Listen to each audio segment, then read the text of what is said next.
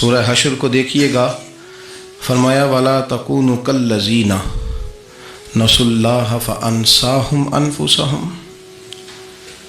ان لوگوں کی طرح نہ ہو جانا جنہوں نے اللہ کو بھلا دیا تو اللہ نے پھر انہیں ان کا اپنا آپ بھی بھلا دیا، انہیں اپنی بھی ہوش نہیں رہی، وہ ایسے مسائل میں گھر گئے، وہ ایسی آزمائشوں میں الجھ گئے، وہ ایسی دنیا داری کے اندر الجھے کہ انہیں اپنا بھی پتہ نہ چلا۔ اب تو ڈھونڈتا پھرتا ہوں اے اقبال اپنے ہی آپ کو، اب تو ڈھونڈتا پھرتا ہوں اے اقبال اپنے آپ کو، آپ ہی گویا مسافر آپ ہی منزل ہوں میں۔ جب انسان خدا فراموش ہوتا ہے تو خود فراموش ہو جاتا ہے۔ ہمارا بڑے زمانے سے تکیہ ہے، کبھی امریکہ پر، کبھی یورپ پر، کبھی برطانیہ پر، کبھی مالداروں پر، کبھی اسلحے والوں پر۔ اس کا نقصان یہ ہوا کہ اپنا کوئی وجود نہیں رہا، اپنا کوئی نظریہ نہیں رہا، اپنی کوئی سوچ نہیں رہی۔ ایسے محسوس ہوتا ہے کہ کوئی منشور نہیں، کوئی دستور نہیں، لگام منہ میں ہے اور اس کا سرا کسی کے ہاتھ میں ہے، وہ جدھر چاہتا ہے ہمیں گھما لیتا ہے۔ اللہ فرماتے ہیں یوں نہ ہو جانا کہ تم رب کو بھلا دو اور پھر تمہیں اپنا آپ بھی بھول جائے۔ اولئک ھم الفاسقون، فرمایا یہ وہ لوگ ہیں جو نافرمان ہیں اللہ کے، یہ نافرمان ہیں۔ جب یہ نظریہ بن گیا، جب یہ ذہن بن گیا کہ پیدا اللہ نے کیا ہے، دینا اللہ نے ہے، عطا کرنے والا اللہ ہے، نوازنے والا اللہ، تو پھر ساری توجہ دنیا داروں کی طرف رکھنا، میں اللہ والوں کی طرف توجہ رکھنے کا قائل ہوں، میں وہ سمجھتا ہوں، ہم اس چیز کے قائل ہیں، لیکن وہ بھی کوئی آستانہ ہے کہ جہاں حق مرشد کا نعرہ تو بڑا لگے پر رب کا نام ہی نہ سننے کو ملے۔ یہ بھی کوئی بات ہوئی کہ جہاں یہ تو نعرہ زور سے لگے کہ جیوے جیوے مرشد جیوے، لیکن استغفار کا درس ہی نہ ملے۔ جہاں ہر وقت یہ بتایا جائے کہ یہاں آ گئے تو بچ گئے، کیسے بچیں گے؟ میرے رسول پاک علیہ السلام کا دروازہ سب سے بڑا دروازہ ہے، حضور کا دروازہ سب سے بڑا دروازہ ہے، لیکن میرے دوستو یاد رکھنا، نبی پاک علیہ السلام نے بھی لوگوں کو جب رستہ دکھایا ہے تو رب کریم کا رستہ دکھایا ہے، اللہ کا رستہ دکھایا، اللہ کریم کا رستہ دکھایا، لوگوں رب کی طرف توجہ کرائی۔ میرے رسول کریم سید عالم صلی اللہ تعالی علیہ وسلم نے لوگوں کی اللہ کی جانب توجہ کرائی اور لوگوں سے یہ کہا کہ وہ اپنے رب کریم کی جانب اپنا ذہن رکھیں، اپنی توجہ اپنے اللہ کی جانب مبذول کریں۔ میری بات کو اچھے طریقے سے سمجھیے گا، علم اللہ تبارک و تعالی عطا کرتا ہے تو اسے اللہ کی عطا ہی سمجھنا چاہیے۔ کچھ لوگوں کے پاس علم ہوتا ہے پر علم نافع نہیں ہوتا، وہ ٹامک ٹونجا مارتے رہتے ہیں ساری زندگی۔ علم کو اللہ کی عطا سمجھیں، اپنی عقل پر، اپنے شعور پر زیادہ بھروسہ نہ سمجھیں، نظر اللہ پہ رکھیں۔ حضرت مولا علی شیر خدا کرم اللہ تعالی وجہہ الکریم سے کسی نے پوچھا تھا بڑا عالم کون ہوتا ہے؟ ہمارے ہاں تو اب وہ والے عالم پائے جاتے ہیں نا، اللہ ماشاءاللہ، جو ممبر پہ بیٹھتے ہیں تو دعوے ہی دعوے، ممبر پہ بیٹھتے ہیں تو دعوے ہی دعوے، اس طرح کے عالم ہمارے ہاں پائے جاتے ہیں، وہ ہر بات میں دعویٰ کرتے ہیں، میں یہ کر دوں گا، میں وہ کر دوں گا۔ یہ مزاج علماء کا نہیں۔ حضرت علی المرتضیٰ سے کسی نے پوچھا بڑا عالم کون ہوتا ہے؟ فرمایا بڑا عالم وہ ہوتا ہے کہ جسے مسئلے کا پتہ نہ ہو تو وہ کہہ دے مجھے نہیں پتہ، میں پتہ کر کے بتاؤں گا، غلط بات بیان نہ کرے۔ امام مالک سے کسی نے کوئی مسئلہ پوچھا تو آپ فرمانے لگے مجھے اس سوال کا جواب نہیں آتا، ہمارے بزرگ سمجھاتے کیا ہے؟ وہ کہنے لگا آپ اتنے بڑے امام ہیں تو اس سوال کا جواب نہیں آتا۔ فرمانے لگے اگر مجھے ہر سوال کا جواب آتا پھر تو میں خدا ہوتا، مجھے ہر سوال کا جواب نہیں آتا، مجھے تو اتنا آتا ہے جتنا میرے رب نے مجھے عطا کر دیا۔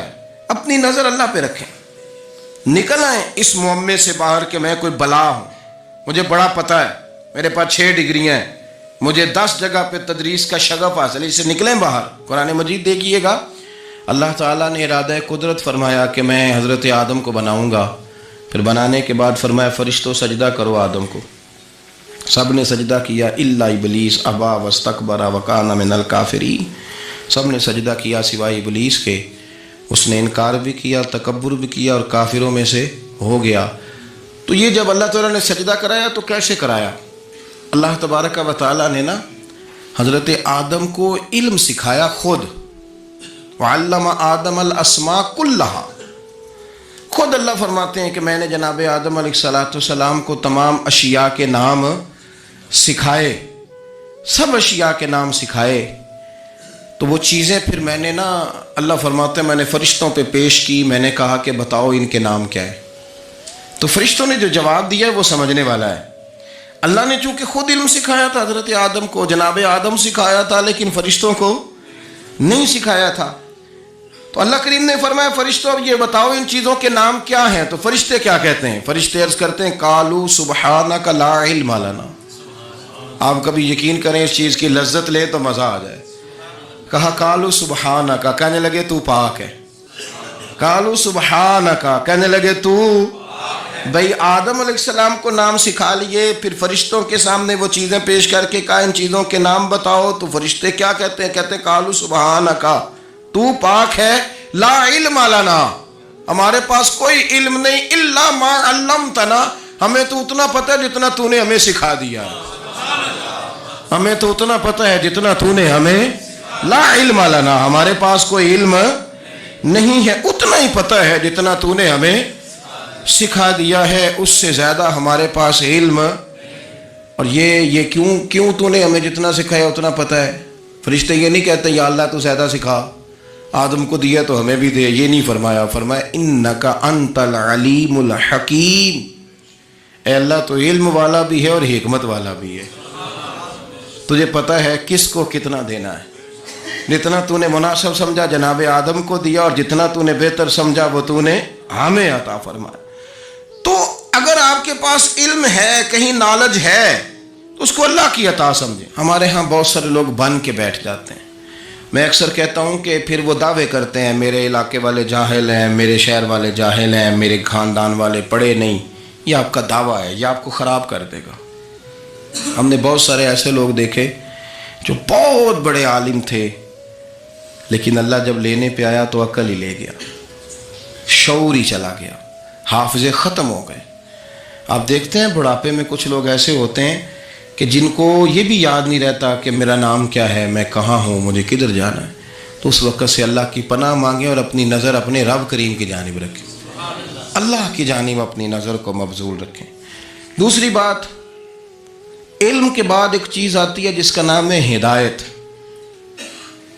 جس کا نام ہے تقوی، جس کا نام ہے پرہیزگاری، جس کا نام ہے عمل، عبادت، ریاضت. یہ بھی اسی وقت ہی نصیب ہوتی ہے جب میرا رب کریم نصیب فرما دیتا ہے. ہم نے نا نیکی کا اپنا اپنا سٹیٹس بنا لیا ہے، اپنا اپنا معیار بنا لیا ہے. کچھ لوگ کہتے ہیں کہ جناب مسجد میں سیمنٹ کا توڑا دینے سے بہتر ہے کسی غریب کو آٹے کا تھیلا دے دو. اب اس نے اپنا مزاج بنا لیا نا نیکی کا، اس نے اپنا سٹیٹس بنا لیا ہے. میرا یہ سوال ہے کہ نبی پاک صلی اللہ تعالیٰ علیہ وسلم جب مدینہ شریف آئے تھے تو حضور نے سب سے پہلے غریبوں میں آٹا تقسیم کیا تھا کہ سب سے پہلے مسجد بنائی تھی؟ کیا عجیب لوگوں کا رنگ ہے. اپنی مرضی کی ہدایت، اپنی مرضی کا تقوی، اپنی مرضی کا معیار. مسجد کوئی بڑا چھوٹا خطیب بھی میری طرح کا ہونا تو وہ مسجد میں بیٹھ کے جب نبی پاک کی بات کرتا ہے تو کہتا ہے میرے رسول پاک غریبوں کا سہارا بن کے آئے. وہ غریبوں کی بات کرتا ہے، مسکینوں کی، لاچاروں کی، کمزوروں کی بات. تو مسجد ہی تو وہ ادارہ ہے جہاں سے غریبوں کی بات ہو رہی. تو اب لوگوں نے غریب کو اور مسجد کو لڑانا شروع کر دیا. اس کو لڑاؤ کہ مسجد میں پیسے دینے سے بہتر ہے آپ غریب کو آٹے کا تھیلا دے دیں. آپ یہ کیوں نہیں کہتے کہ مسجد میں بھی آپ توڑا دیں ایک سیمنٹ کا اور ساتھ غریب کو بھی خدمت کریں؟ یہ کیوں نہیں تقویٰ؟ اپنی اپنی مرضی کا مزاج، اپنی اپنی. کچھ لوگ کہتے ہیں چھوڑو جی، ساری زندگی انسان نماز پڑھتا رہے اور پھر گالیاں بھی دیتا رہے، بندہ داڑھی بھی رکھ لے اور جھوٹ بولنا بھی نہ چھوڑے. تو یہ آپ نے اپنے پاس سے تقوی کا معیار بنایا ہے. گالی دینے کا گناہ ہے اور داڑھی رکھنے کا ثواب ہے. تو اگر آپ داڑھی رکھے ہوئے ہیں اور آپ کوئی غلطی کر رہے ہیں تو اس سے آپ کی داڑھی کا ثواب ختم. اللہ کرے آپ کو سمجھ آئے میری بات. آپ کوئی غلطی کر رہے ہیں، داڑھی کا ثواب اس سے ختم، وہ اپنی جگہ پہ قائم ہے چیز. اپنی مرضی کا کیوں تقوی کا معیار بناتے ہیں؟ تقوی کا مزاج اپنی مرضی کا نہ بناؤ. اللہ کی بارگاہ سے دعا مانگو کہ یا اللہ ہمیں ہدایت کا نور عطا فرما، اللہ تو ہمیں رستہ دکھا، تو بتا کہ ہدایت کیا ہے۔ تو رب فرماتا ہے اللہ ولی الذین آمنوا، اللہ مومنوں کا مددگار ہے، یخرجہم من الظلمات الی النور، وہ انہیں اندھیروں سے نکالتا ہے اور نور کی طرف روشنی عطا فرماتا ہے، اندھیروں سے نور کی طرف اللہ لاتا ہے۔ اللہ ولی، اللہ مومنوں کا ولی ہے، وہ انہیں اندھیروں سے نور کی طرف نکالتا ہے۔ ہدایت ہمیشہ اللہ کی طرف سے سمجھے، جب وہ نماز کی توفیق دیتا ہے تو اپنے فضل سے دیتا ہے، جب وہ ذکر کی توفیق دیتا ہے تو اپنے فضل سے۔ ہم سمجھتے ہیں ہو جی فلانا نہیں پڑھ رہا بڑا بیوقوف ہے، فلانا نہیں پڑھ رہا، تو تم کیا اپنی عقل کے زور پہ پڑھ رہا ہے؟ میں جی اللہ کے فضل سے 2 پارے پڑھتا ہوں، تو کس پہ احسان کرتے تو 2 پارے پڑھ کے رویا کر، کہا اگر مالک تو بڑا قریب نہیں، بڑے لوگ ہیں جن کو پورا قرآن حفظ ہے پر انہیں پڑھنے کی توفیق نہیں، تو انہیں فضل کیا اور مجھے توفیق دے دی ہے پڑھنے، رویا کر، پڑھ کے رویا کر، راتی ساری کر کر زاری، وہ نیند اکھاں تھی توندے تے فجرے وہی گناہگار کہاون سب تو نیوے ہوندے۔ مہربانی کریں، ڈریں، نیکی کریں تو پھر ڈریں، پھر احساس پیدا کریں، پھر اپنے اندر وہ کمزوری لائیں کہ توبہ توبہ مجھے تو پتہ ہی نہیں، تو جانتا ہی نہیں۔ حضرت سیدنا امام اعظم ابو حنیفہ رحمۃ اللہ تعالی علیہ کے ساتھ ایک شخص کہتا میں نے نماز پڑھی، تو عشاء کی نماز تھی۔ یہ جو لوگ بڑے ہوتے ہیں نا، جن کے پیار کرنے والے بڑے ہوتے ہیں، ان کے گرد خوف بھی بڑا ہی ہوتا ہے، انہیں بڑا ڈر لگتا ہے، بڑی بعض اوقات آزمائش ہوتی ہے ان کی۔ عشاء کی نماز کہتے پڑھی تو امام صاحب نے نا عشاء کی نماز میں تلاوت کی آیتیں فَمَن يَعْمَلْ مِثْقَالَ ذَرَّةٍ خَيْرًا يَرَهُ وَمَن يَعْمَلْ مِثْقَالَ ذَرَّةٍ شَرًّا يَرَهُ، فرمایا جو ذرہ برابر خیر کرے گا وہ بھی قیامت میں دیکھے گا، اور جو ذرہ برابر شر کرے گا وہ بھی قیامت میں اس شر کو دیکھے گا، اس کے سامنے آئے گا۔ تو وہ شخص کہتا ہے کہ سارے لوگ نماز پڑھ کے چلے گئے، تو امام صاحب رحمۃ اللہ علیہ نے اپنی داڑھی پکڑی، رو رہے ہیں، کہتے ہیں وہ ذرہ برابر نیکی کا بدلہ دینے والے، وہ ذرہ برابر شر پہ سزا دینے والے، میری سفید داڑھی کو دیکھ مالک، میرے ذرے ذرے سامنے نہ لانا، لوگ تو میری بڑی قدر کرتے ہیں دنیا، میں تو بڑا پہچانا جاتا ہوں، لوگ تو میری راہوں میں پھول لیے کھڑے ہوتے ہیں، مجھے بڑا نوازتے ہیں، قیامت میں رسوا نہ کر دینا، میرے لیے مشکل ہو جائے گی۔ وہ کہتے ہیں میں نے امام صاحب کا درد دیکھا، مجھے کوئی کام تھا تو میں چلا گیا، میں نے کہا کہ وہ اس وقت اللہ کے حضور حاضر ہیں تو میں دوبارہ آؤں گا۔ کہتے ہیں میں تہجد کے وقت آیا تو امام صاحب وہیں بیٹھے تھے اور ان کی داڑھی آنسوؤں سے بھری ہوئی تھی اور زور سے داڑھی پکڑی ہوئی، کہنے لگے مالک رسوا نہ کر دے، قیامت میں رسوا نہ کر دے۔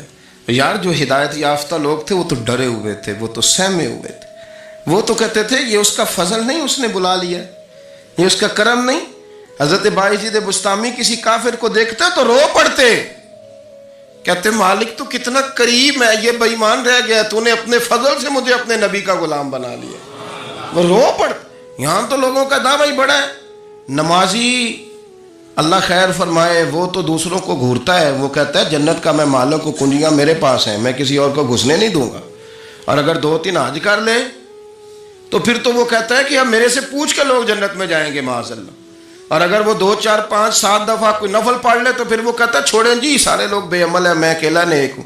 نہ ایسا کریں، اپنی توجہ اپنے رب پہ رکھیں، اپنی توجہ اپنے معین الملت والدین، عطائے رسول، ہند الولی، غریب نواز، خواجہ معین الدین چشتی، حضرت خواجہ اجمیر، شاہ اجمیر، شاہ اجمیر، والی ہندوستان، آخری عمر میں نا سارا دن روتے گزر جاتا، ساری رات روتے گزر جاتے، ذرا سی کوئی بات کرتا تو رو پڑتے، آنکھیں آنسوؤں سے بھری رہتی۔ کئی دفعہ آپ نے بھی پریشان ہو جاتے ہیں نا کہ یار تو ایک بات کی جان ہی نہیں چھوڑ رہا، تو خواجہ قطب الدین صاحب بختیار کاکی سے لوگوں نے کہا کہ آپ مرشد سے بات کریں، اتنا بھی تو نہیں نہ رونا چاہیے، ہر وقت اس کے آنسو کی کریے، عاشق دا کام ہی رونا تونا تے بھی نہ رویو نہیں منظوری، یہ عاشق سدا ہی روندا رہندا ہے، پاویں وصل ہوئے تے پاویں دوری، ہر وقت رونے کا کیا مطلب ہے؟ تو خواجہ قطب صاحب کہتے ہیں میں قریب گیا تو میں نے پیر دبائے، میں نے کہا سونیا لوگ تو کچھ بھی نہیں کرتے، تو نے تو کمال کر دیا، 90 لاکھ آدمی مسلمان کر دیا، دنیا کچھ نہیں کرتی، تو نے 50 سال ساری رات مصلے پہ بیٹھ کے رب راضی کیا۔ تو شہزادہ تھا، حضور کی اولاد تھا، لیکن معین الدین تیرا ایک پلاٹ بھی نہیں، تو نے طالب علم پالے، انہیں غریبوں کو دیا، انہیں نوازا، کوئی شے نہیں تیرے پاس، ہر چیز تو نے، ساری رات روتے ہو، سارا دن روتے ہو۔ تو خواجہ قطب الدین صاحب کہتے ہیں میں نے جب عرض کیا تو خواجہ صاحب مجھے گلے لگا لیا، چیخ مار کے روئے، کہنے لگے قطب الدین پتر داڑھی سفید ہو گئی، جانے کا وقت آ گیا، جو تو نے نیکیاں گنوائی ہیں وہ ہیں صحیح میرے پاس، پر یار کی بارگاہ میں پیش کرنے کے قابل ایک بھی نہیں، ایک بھی نہیں۔ تو بارگاہ تو دیکھ کتنی بڑی ہے، رسول کریم کی بارگاہ میں پیش کرنے کے قابل ان میں سے ایک بھی نہیں، تو آستانہ دیکھ کتنا بڑا ہے، کیا پیش کروں گا، کیا عرض کروں گا حضور کی بارگاہ میں، کس طرح۔ وہ یار جو بڑے تھے وہ تو ڈرے ہوئے تھے، سہمے ہوئے تھے، وہ تو بڑی آزمائش میں تھے، لیکن میرا اور آپ کا رٹا 2 نمازیں پڑھ کے 6 نمازوں کا دعویٰ کرنا اور لمبی چوڑی کہانیاں بنانا اور اپنے منہ سے اپنی تعریفیں کرنا، اس سے تھوڑا باہر آئیں۔ رزق بھی میرا اللہ ہی دیتا ہے، علم بھی اللہ دیتا ہے، رزق بھی۔ بڑے بڑے فقیروں کو مالدار ہوتے دیکھا، بڑے بڑے مالداروں کو فقیر ہوتے دیکھا، بڑے بڑے۔ میرے ایک بڑا سخی قسم کا سجن ہے، بڑا پیارا ہے، میں اسے سخی مانتا ہوں، میں نے اپنی پریشانیوں کے دنوں میں بھی اس شخص کو سخی دیکھا۔ ایک دن رات کو مجھے ٹیلی فون کر کے کہنے لگا کدھر ہو؟ میں نے کہا میں گھر ہوں۔ نہیں اکثر سفر میں ہوتے ہو نا؟ اور میں نے کہا طبیعت کیسی ہے؟ ٹھیک ہے، بس حال چال پوچھنا تھا۔ میں نے سمجھا، میں نے کہا یار یہ کوئی مسئلہ ہے، ورنہ رات کے 2 بجے کوئی حال پوچھنے کو فون تو نہیں نہ کرتا، کوئی مطلب ایسا تو مسئلہ نہیں نا۔ تو میں نے بیک کال کی، میں نے کہا یار میری بات سن، مسئلہ کیا؟ کہ نہیں کچھ نہیں دل کر رہا تھا۔ میں نے کہا میری گل سن، رہے ہیں اسی 4-5 سال کٹھے، میں تین جاننا، اصل بات کر۔ کہنے لگا مکان بھی بڑا ہے، سارا کچھ ٹھیک ہے، پر وہ بڑا ہی بے نیاز ہے، کچھ حالات اس قسم کے آ گئے ہیں کہ لوگوں کو بتاؤں بھی تو لوگ ماننے کو تیار نہیں، زیادہ نہیں، مجھے نا تھوڑے سے پیسوں کی ضرورت ہے، کوئی 15-20 ہزار اگر مل جائیں میری ضرورت۔ آپ یقین کریں میں روتا رہا ساری رات۔ میں نے کہا مہربانہ تیرا کس طرح کرانگ، اس سے لے کے زمانہ استعمال کرتا تھا، پر بے پرواہی ویخ نہ سجڑ دی، جتھے کسے دی پیش نہ جاوے، انہیں تاجاں والے در در رولے تے منگتے ہیں تخت بٹھاوے۔ سجنا کسے نو کارا مل دئی، کوئی کعبے خالی آوے، واللہ خیر الرازقین، وقت تو دائیں بائیں نہ جا، رزق تو تجھے میں دوں گا، میں ہوں بہتر رزق دینے والا۔ بڑے بڑے بادشاہ، بڑے بڑے شہنشاہ، بڑے بڑے لوگ، ہاتھوں میں کاسے، فقیریاں۔ ام ربیہ کہا کرتی تھیں، بڑی نیک اور صالح خاتون تھیں، وہ کہتی ہیں کہ میں نا بڑے امیر آدمی کی بیوی تھی، اپنے شوہر کے ساتھ چھت پہ بیٹھی تھی تو نیچے فقیر مانگنے والا آیا، اس نے بڑے درد سے صدا کی تو میں نے اپنے شوہر سے کہا کچھ دے دے، کہا دفع کر، ان لوگوں نے دھندا بنایا ہوا ہے۔ کہتی میں میکے سے بھی بڑا مال لے کے آئی تھی، میرے ماں باپ بڑے امیر تھے، تو میں نے نا چوری اپنے خامر سے نظر بچا کے باتھ روم جانے کے بہانے گئی اور نیچے جا کے 5 دینار میں نے اس فقیر کی ہتھیلی پہ رکھے۔ کہتے اس نے 5 دینار دیکھے، پھر میری طرف دیکھا تو میں نے اس کی آنکھوں میں آنسو چمکتے دیکھے۔ کہنے لگے بی بی رب تیرا بھلا کرے، میں 3 دنوں کا بھوکا ہوں۔ کہ وہ چلا گیا، میں گھر آ گئی، جب باہر آئی تو میرا شوہر کہنے لگا تو اتنی اب اتنی تو تیز ہو گئی ہے اور تو اتنی خود مختار ہو گئی ہے، میرے بغیر پوچھے مال خرچ کرے گی، جا تجھے 3 طلاقیں۔ کہتی میں بالدار اور وزادار باپ کی بیٹی تھی، طلاق لے کے گھر آئی تو میرا باپ ٹوٹ گیا، چارپائی پہ چلا گیا، اوہو یہ کیا بن گیا۔ کہتی بڑی تکلیف رہی، 1-2 سال کے بعد میرے ابا نے میری شادی کر دی۔ اب جس شوہر کے پاس گئی وہ بڑا نیک تھا، پرہیزگار تھا، اللہ نے بہترین صلہ دیا۔ کتنی چھت پہ بیٹھی تھی، دروازے پہ فقیر آیا تو میں نے شوہر سے کہا کچھ دے دوں؟ کہنے لگا 5 نہ دینا، 15 دینا، 20 دینا، میں فقیر ہوں، میں نے فقر سے دولت دیکھی ہے، اسے خالی نہ لوٹانا۔ کہتی ہے کہ میں نیچے گئی اور جب میں نے اس کی طرف دینار بڑھائے تو میری چیخ نکلی، پیسے پھینک کے میں بے ہوش ہو کے گری۔ میرا شوہر نے آ کے اٹھایا، اندر لے گیا، پانی منہ پہ چھڑکا، کہنے لگا تجھے کیا ہوا؟ کہنے لگی یہ جو مانگنے آیا یہ میرا پہلا شوہر تھا، وہی تھا جو کہتا تھا کہ تو 5 دینار دے آئیے جا، تجھے 3 طلاقیں۔ پڑھو نا حدیث پاک۔